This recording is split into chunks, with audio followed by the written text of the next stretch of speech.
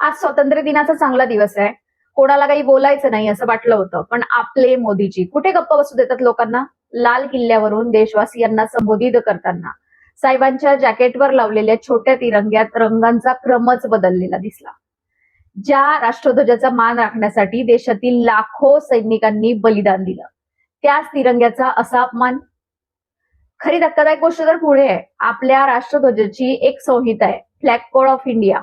नियमानुसार राष्ट्रध्वजात सर्वात वर केशरी, मध्ये पांढरा आणि खाली हिरवा रंग असणं बंधनकारक आहे. हे आपल्या भारतातल्या प्रत्येक लहान मुलांना माहिती आहे. पण लाल किल्ल्यासारख्या अत्यंत महत्वाच्या ठिकाणी, जिथे जगाचे डोळे भारतावर असतात, तिथे असा भोंगळ कारभार कसा होऊ शकतो.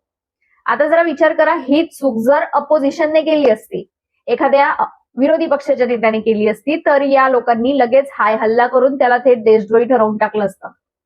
आपल्या गोदी मीडियाने टीव्ही चॅनल्सवर 24 तास राऊंड द क्लॉक डिबेट चालवून बोंबाबोंब केली असती.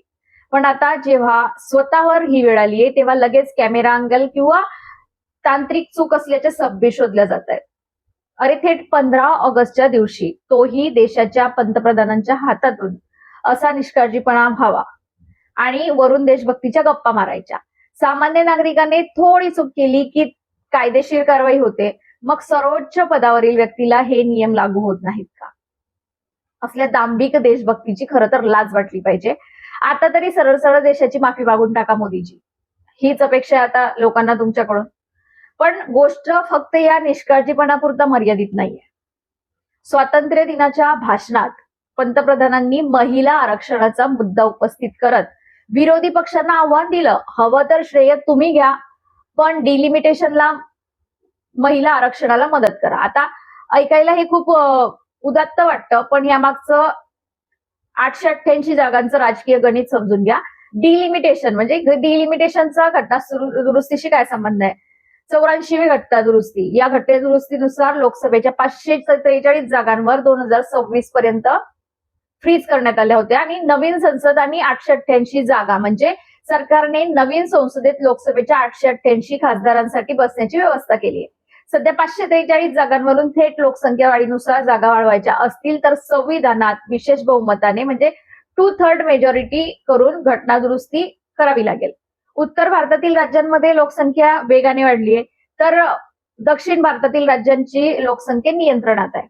नियंत्रण करणाऱ्या लोकांनी यशस्वीपणे केलंय. जर थेट लोकसंख्येच्या आधारावर जागा 888 पर्यंत वाढवल्या तर उत्तर भारताच्या जागा मोठ्या प्रमाणात वाढतील आणि बाकी प्रगत राज्यांचे संसदेतील राजकीय वजन कायमचं कमी होईल. सरकारने महिला आरक्षण कायद्यात म्हणजे 106वी घटना दुरुस्ती अट घातली आहे की नवीन जनगणना आणि डिलिमिटेशन झाल्याशिवाय महिला आरक्षण लागू होणार नाही. म्हणजेच डिलिमिटेशन विधेयक संसदेत अडकवून ठेवण्याचं आणि महिला आरक्षणही रोखायचं आणि मग लाल किल्ल्यावरून श्रेय तुम्ही घ्या असं सांगून विरोधकांची कोंडी करायची. आज एक नागरिक आणि विशेषतः एक महिला म्हणून मला सरकारला काही प्रश्न विचारावेसे वाटतात की आरक्षणाला डिलिमिटेशनची अट कशासाठी आहे? जर तुमची नियत साफ असेल तर सध्या असलेल्या 543 लोकसभा जागांमध्येच महिलांना तातडीने 33% आरक्षण का दिलं जात नाहीये? डिलिमिटेशनचं राजकारण पूर्ण होईपर्यंत महिलांनी आणखी किती वर्ष वाट पाहायची? लोकसंख्या नियंत्रणाची हीच शिक्षा आहे का?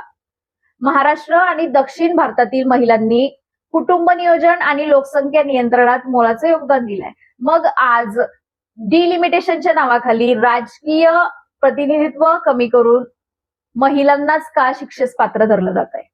महिलांचे हक्क ही राजकीय सौदेबाजी आहे का? लाल किल्ल्यावरून श्रेय तुम्ही घ्या असं सांगून विरोधकांना घेरण्याचा प्रयत्न म्हणजे महिलांच्या हक्कांचा वापर केवळ राजकीय सौदेबाजीसाठी केला जातोय का? राष्ट्रध्वजाच्या सन्मानाचे नियम सर्वांसाठी समान नाहीत का? तिरंग्याचा मान राखण्याची सर्वात मोठी जबाबदारी देशाच्या प्रमुखांची असते. जर तिथेच असा निष्काळजीपणा होत असेल तर नागरिकांनी या दांभिक देशभक्तीवर शांत का राहावं?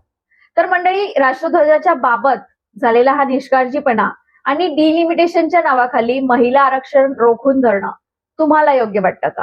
तुमचं स्पष्ट मत खाली कमेंट बॉक्समध्ये नक्की सांगा. मला तुमच्या कमेंट्स वाचायला नक्की आवडतील. हा विश्लेषणात्मक व्हिडिओ जास्तीत जास्त लोकांपर्यंत पोहोचवण्यासाठी लाईक करा, शेअर करा आणि अशाच परखड विश्लेषणासाठी पाहत राहा राजश्री अनफिल्टर्ड. काळजी घ्या. जय हिंद, जय महाराष्ट्र. धन्यवाद.